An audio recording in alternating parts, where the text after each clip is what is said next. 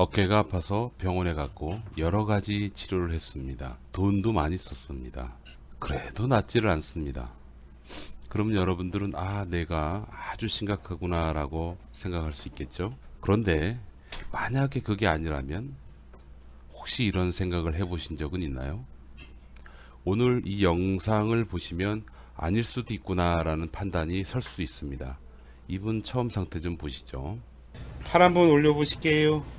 앞으로 올려보세요. 어느 쪽? 이쪽 팔 앞으로 올려보세요. 안 올라가죠? 예. 예.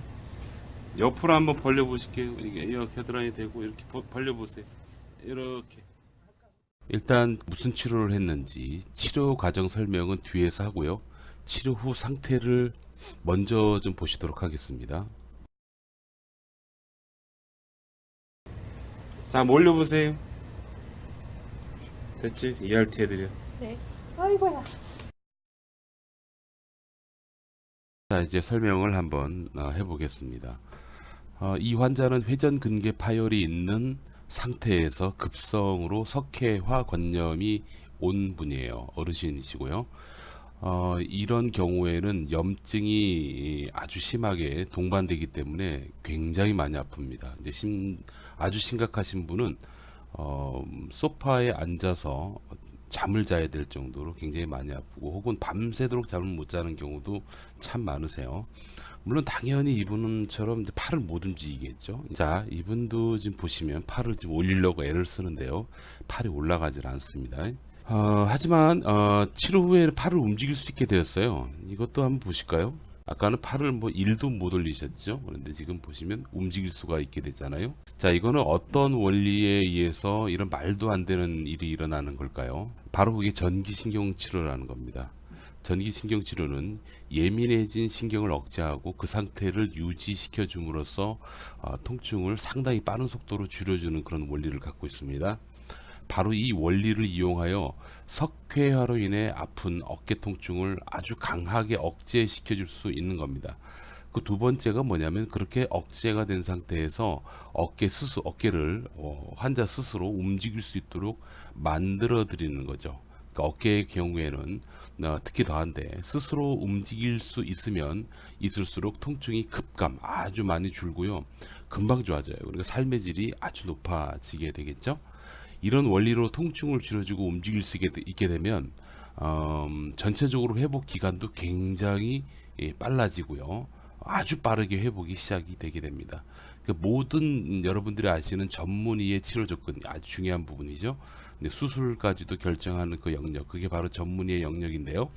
바로 그 기준이 어딨냐면 현재 여러분들이 느끼는 통증을 어떻게 없애느냐에 집중되어 있다라고 보시면 되겠어요. 통증은 여러분들의 삶의 질에 상당한 영향을 미치는 이유이기 때문입니다. 아프면 못 살잖아요. 그런데 전기신경치료로 여러분들의 고통이 줄어들고 편안한 상태가 잘 유지가 되면 치료 방법이 조금씩 달라집니다. 이거를 잘 이해하셔야 되는 게 만약에 수술을 해야 되는 경우라고 판단이 섰지만 만약에 여러분들이 아픈 게 줄어들고 움직이는 게 좀 부드러워지잖아요. 그럼 수술을 보류하게 되겠죠. 그 스테로이드 주사를 맞아야 되는 경우도 마찬가지예요. 아픈 게 좀 줄어들고 움직이는 게 편안해져요. 그럼 주사를 보류하실 거예요. 수술 같은 경우에는 반드시 이제 강력하게 권하는 경우가 있어요. 그러니까 퇴행성 변화라든지 몇 가지 조건이 있는데 그런데 대부분의 어깨 수술을 결정한 환자들의 을 보면 너무 아파서 수술하는 경우가 대부분이다라고 보시면 되겠어요. 자, 이런 의미에서 모든 어깨의 질환 치료의 시작은 바로 통증을 조절하는 것에서부터 시작됩니다. 이게 바로 병원입니다. 통증이 줄어들지 않으면 수술 같은 상위의 처치를 할 수밖에 없습니다. 어쩔 수 없는 거고요.